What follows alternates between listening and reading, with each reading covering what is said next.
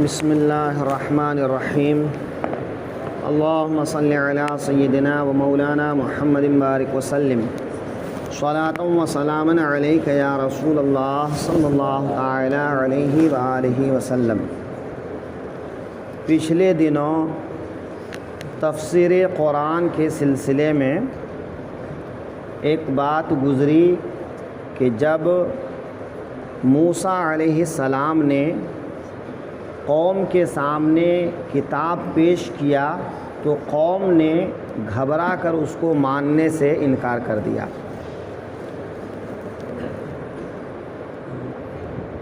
قرآن کریم سے پہلے جو بھی کتاب نازل ہوئی یا جو صحیفے نازل ہوئے وہ ایک ساتھ میں انبیاء کرام کو دے دی جاتی۔ اب ظاہر سی بات ہے کہ جن کو ابھی تک احکامات الہیہ میں سے صرف چند باتیں معلوم تھیں، اب ان کے ساتھ ایک ساتھ میں بہت سارے احکام آ گئے تو گھبرانا لازمی تھا، اور وہی ہوا کہ موسیٰ علیہ السلام کی قوم گھبرا کر کہنے لگی ہم اس کو نہیں مان سکتے، ان باتوں پر عمل نہیں کر سکتے۔ اصل میں اس میں سختی بھی بہت تھی کہ جیسی قوم تھی ویسے سخت احکام بھی تھے۔ مثلا اگر کہیں جسم میں گندگی ناپاکی لگ جائے تو ہمارے یہاں کیا ہے کہ وہاں دھو لو بدن پاک ہو جائے گا، ان کے یہاں ایسا نہیں تھا، وہ جگہ کاٹ کے پھینکو۔ ہمارے یہاں 100 روپیے میں زکوٰۃ کتنا ہے؟ 2.5 روپیہ۔ 100 روپیہ میں 2.5 روپیہ، اور ان کے یہاں 100 روپیہ میں 25 روپیہ، 1/4۔ تو اس طرح بہت سے ایسے احکامات تھے جن کے احکامات بہت زیادہ سخت تھے بنسبت موسیٰ علیہ السلام کی قوم کے۔ حضرت عیسیٰ علیہ السلام کی قوم کے سامنے احکامات بہت ہلکے تھے، بہت ہلکے تھے، لیکن یہ ہم سب کے رحمت والے آقا کی مہربانی ہے، ان کا کرم ہے کہ ہمارے لیے جو احکامات آئے وہ احکامات نہ بہت زیادہ سخت نہ بہت زیادہ نرم، بیچوں بیچ والے احکامات۔ تو اسی طرح اور امت کے سامنے جو کتاب آئی وہ ایک ساتھ آئی، اور ایک ساتھ بہت سارے احکام، تو گھبرا گئے۔ لیکن ہمارے آقا کی رحمت پر قربان جائیے، آقا علیہ السلام پر جو کتاب اتری وہ ایک کتاب 23 سال کے مدت میں، وہ بھی احکامات دھیرے دھیرے۔ تو یہ فطرت ہے، کسی بھی چیز کو اچانک اگر کوئی حکم دے دیں گے تو نہیں کر پائے گا۔ امت مصطفیہ میں مثلا ایک شراب ہے، شراب پینا حرام ہے، لیکن مکے میں، عرب میں شراب میں لوگ دن رات ڈوبے ہوتے تھے، دن رات۔ کون تھا جو نہیں پیتا؟ اکا دکا لوگ، 100 میں 1-2 لوگ ایسے رہتے جو شراب نہیں پیتے، جیسا کہ حضرت ابو بکر صدیق رضی اللہ عنہ سے صحابہ نے پوچھا، اے ابو بکر کیا آپ نے کبھی شراب پی ہے؟ بولا نہیں، میں نے کبھی اس کو ہاتھ نہیں لگایا۔ کہا کیوں؟ شراب پینا کوئی بری بات تو نہیں تھی اس زمانے میں؟ کہا آپ نے کیوں نہیں پی؟ کہا میں دیکھا کرتا تھا کہ لوگ شراب پی کر راستوں کے کنارے پڑے رہتے ہیں، اور راستہ چلنے والے کوئی پیر سے لات مارتے ہیں، کوئی تھوک کے چلے جاتے ہیں، کبھی شرابی گٹر میں گرا رہتا ہے، کبھی نالی میں پڑا رہتا ہے، اس کی کوئی عزت نہیں رہتی ہے۔ اور میں نہیں چاہتا تھا کہ میں اپنی عزت پامال کروں، میں نہیں چاہتا تھا کہ میں اپنی عزت پامال کروں، اس لیے میں نے اس چیز کو دور رکھا جس سے انسان کی عزت جاتی ہے، وقار جاتا ہے، عقل جاتی ہے، انسان گالی گلوچ کرنے لگتا ہے۔ میں نے اس چیز کو ہاتھ ہی نہیں لگایا۔ لیکن عام طور پر لوگ پیا کرتے، جب عام طور پر پیا کرتے، جب مسلمان ہو گئے کچھ لوگ تو مسلمان ہو کر بھی پیا کرتے تھے۔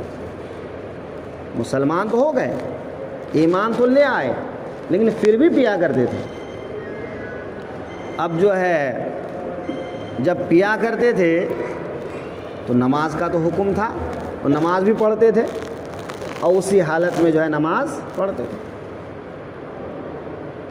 اب جو ہے جب قرآن پڑھتے تھے تو قرآن کو غلط سلط پڑھتے تھے۔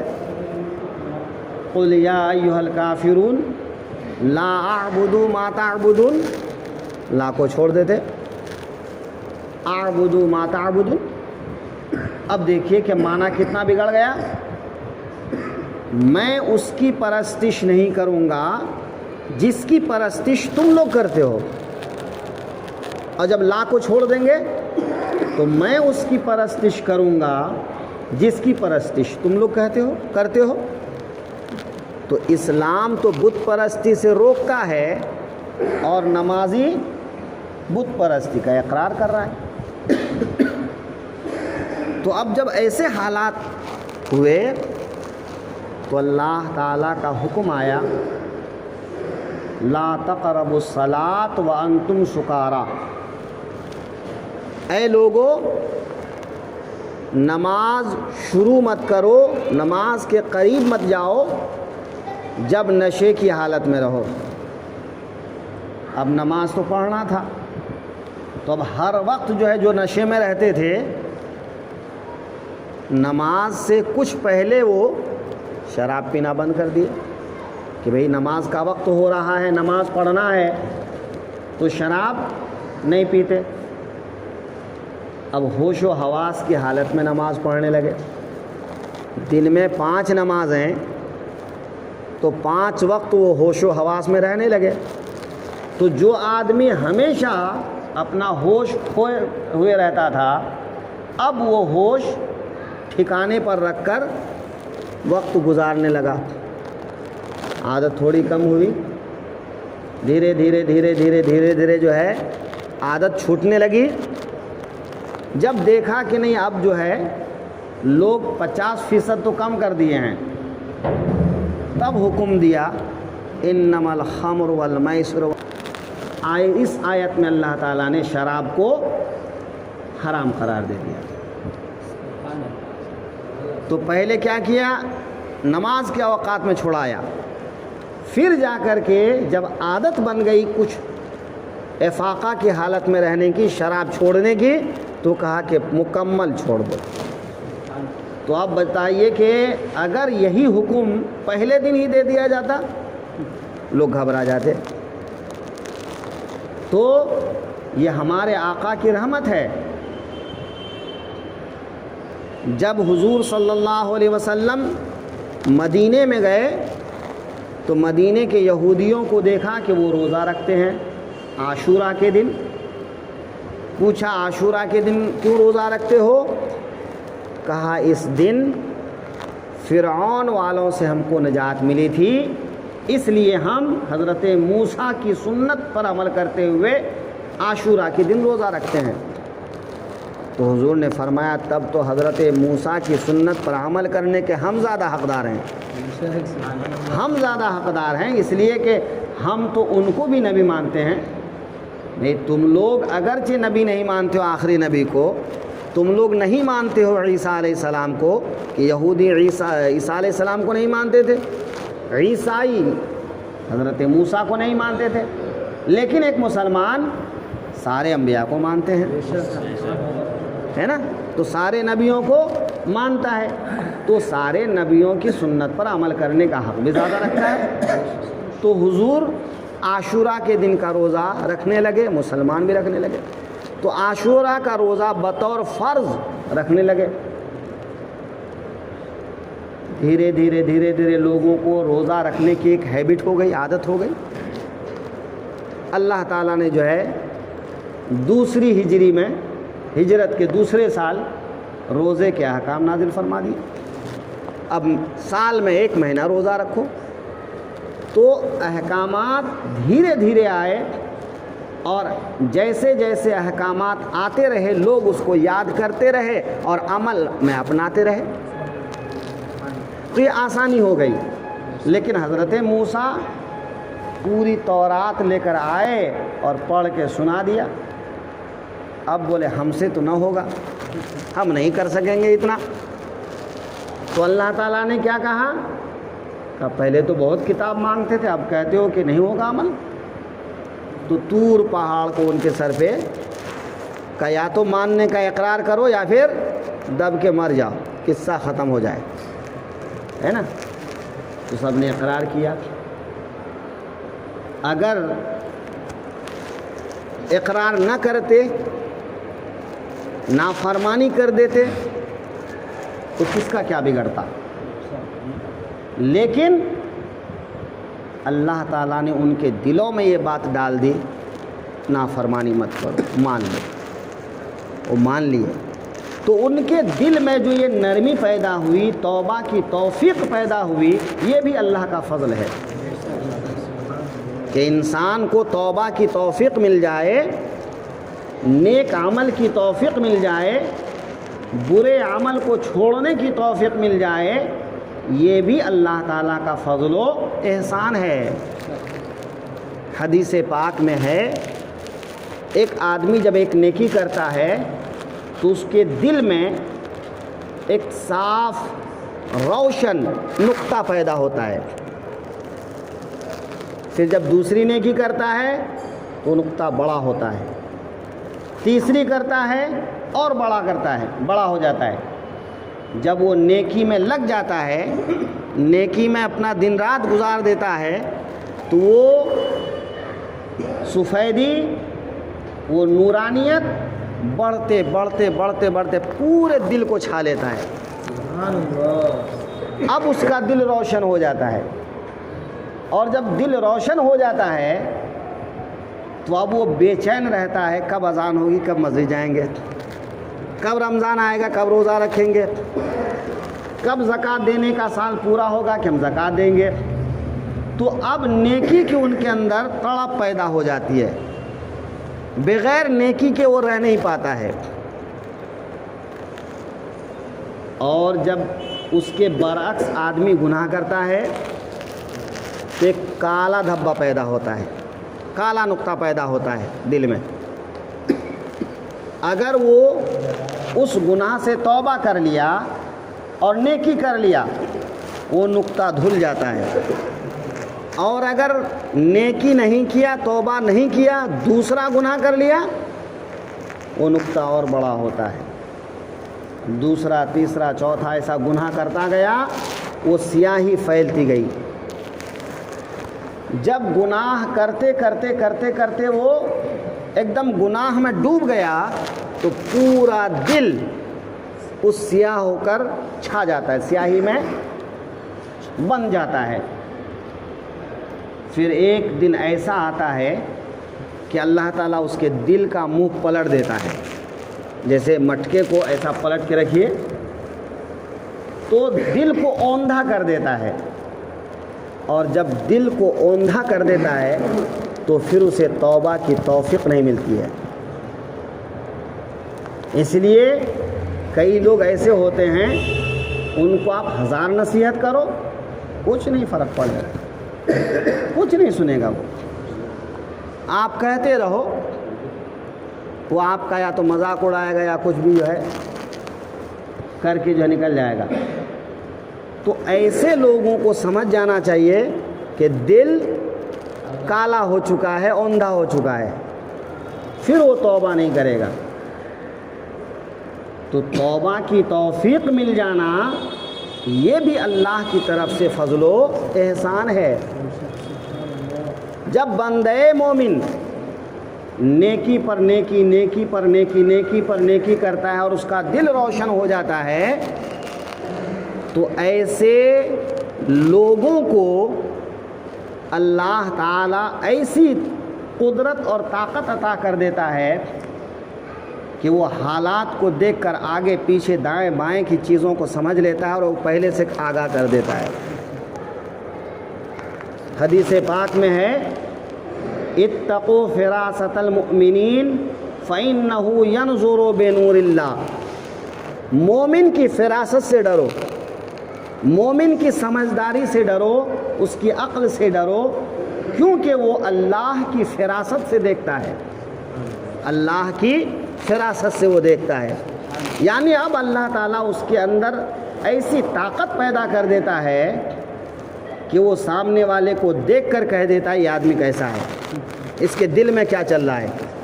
تو اولیاء کرام کو اللہ تعالیٰ ایسا مرتبہ عطا کر دیتا ہے کہ وہ کسی چیز کو دیکھ کر بتا دیتا ہے کہ یہ کیسی چیز ہے۔ تو یہ ہے فراست۔ تو یہ فراست کب نصیب ہوتی ہے؟ جب انسان نیکی کر کے اپنے دل کو روشن کر لیتا ہے تو پھر اس کے چہرے پر ایک نور آتا ہے۔ اس کے برعکس جب گناہ کرتا ہے تو دل کالا ہو جاتا ہے، مردہ ہو جاتا ہے، اور پھر وہ توبہ بھی نہیں کر پاتا کہ ویسے مر جاتا ہے۔ تو بنی اسرائیل باوجود کہ بار بار بار بار نافرمانی کرتے تھے، اللہ تعالیٰ نے ان کو بار بار توبہ کرنے کی توفیق دی۔ وہ نافرمانی کرتے، حضرت موسیٰ ڈراتے، اور پھر وہ اطاعت کرنے لگتے، توبہ کر لیتے۔ تو یہ بار بار نافرمانی کرنا، بار بار توبہ کرنا، یہ بھی اللہ کا ایک فضل ہے۔ اس فضل و احسان کو اللہ تعالیٰ اس آیت میں بیان فرما رہا ہے۔ ثم تولیتم من بعد ذلک، پھر اس کے بعد تم پھر گئے، کہ پہلے تم سے جو وعدہ لیا کہ کتاب کی مانگ کر رہے ہو، کتاب لے آؤں گا لیکن تم کو عمل کرنا ہوگا، اگر عمل نہیں کرو گے تو تم پر عذاب آئے گا، اور عذاب کوہ طور کو سر پہ لٹکا دیا گیا۔ تو اس طرح سے جو ہے وہ پھر گئے، لیکن پھرنے کے بعد اللہ نے ان کو توفیق دی، رحم فرمایا، اور انہوں نے توبہ کر لی، انہوں نے بات مان لیا۔ فلولا فضل اللہ علیکم ورحمتہ لکنتم من الخاسرین، تو اگر اللہ کا فضل اور اس کی رحمت تم پر نہ ہوتی تو تم ضرور ٹوٹے والوں میں سے ہوتے، گھاٹے والوں میں سے ہوتے، خسارہ والوں میں سے ہوتے۔ تو کسی انسان کو توبہ کی توفیق مل جائے یہ بھی بہت بڑی بات ہے۔ تو بنی اسرائیل کو اللہ تعالیٰ یاد دلا رہا ہے کہ تمہارے آبا و اجداد نے نافرمانی کی تھی تو ان کو توبہ کی توفیق ہم نے دی، تو توبہ کر کے وہ ہمارے فضل کو حاصل کرنے والے بنے۔ تو آج ہماری سب سے بڑی نعمت تمہارے سامنے ہے، اور وہ ہے محمد رسول اللہ صلی اللہ علیہ وسلم۔ لہٰذا آج بھی تم ان کی فرما برداری کر لو، ان کی اطاعت کر لو، تو تم پر اللہ کا فضل ہمیشہ قائم رہے گا، قائم رہے گا۔ آج نافرمانی مت کرو۔ تو اس وقت جو بنی اسرائیل کے لوگ موجود تھے ان کو کہا گیا کہ ہم نے تمہارے باپ دادا پر اتنے احسانات کیے کہ وہ نافرمانی کرتے اور ہم توبہ کی توفیق دیتے، تو تم کو بھی ہم توفیق دیں گے کہ تم بھی ایمان لے آؤ۔ کچھ یہودی ایمان لے آئے اور کچھ نہیں بھی لائے، اور جو ایمان لائے وہ فلاح پا گئے، کامیاب ہو گئے۔ جو ایمان نہیں لائے، کفر پر ڈٹے رہے، تو ایک موقع ایسا بھی آیا کہ ان کو جو ہے وہاں سے بھگا دیا گیا۔ ایمان لانے والے کون تھے؟ جن کو توفیق ملی۔ تو اللہ تعالیٰ نیکی کی توفیق اگر دے تو یہ بڑی نعمت ہے، اللہ تعالیٰ کا یہ بہت بڑا عذاب ہے کہ کسی کے دل سے نیکی کی توفیق چھن جائے، حق کی توفیق چھن جائے، اچھا کام کرنے کی توفیق چھن جائے، یہ بہت بڑی بلا ہے۔ تو انسان کو کوشش کرنی چاہیے کہ وہ ایسی آزمائش میں نہ پڑے، لہٰذا گناہوں سے توبہ کرتا رہے، استغفار کرتا رہے اور اللہ سے معافی مانگتا رہے اور نیکی کرتا رہے۔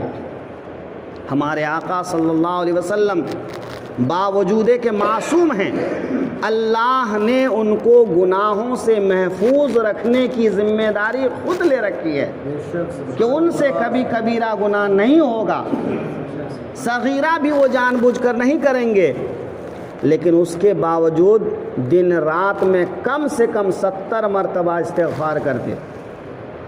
تو معصوم ہو کر استغفار کریں اور ہم گناہوں میں لپٹے ہو کر بھی استغفار نہ کریں، اس لیے استغفار پڑھتے رہیے، جب موقع ملے استغفار کرتے رہیے، جب بستر پہ سوئیے تو توبہ کر کے استغفار کر کے سوئیے کہ پروردگار جو مجھ سے کمی ہوئی، غلطی ہوئی، جو میں نے گناہ کیے، ان سب سے تیری بارگاہ میں توبہ کرتا ہوں اور تو ہی توبہ قبول فرمانے والا ہے۔ تو پھر دیکھیے گا یقیناً اس آدمی کا دل نرم ہوگا، وہ نیکی کی توفیق پائے گا۔ تو توبہ کی توفیق بھی اللہ کی نعمتوں میں سے ایک بڑی نعمت ہے۔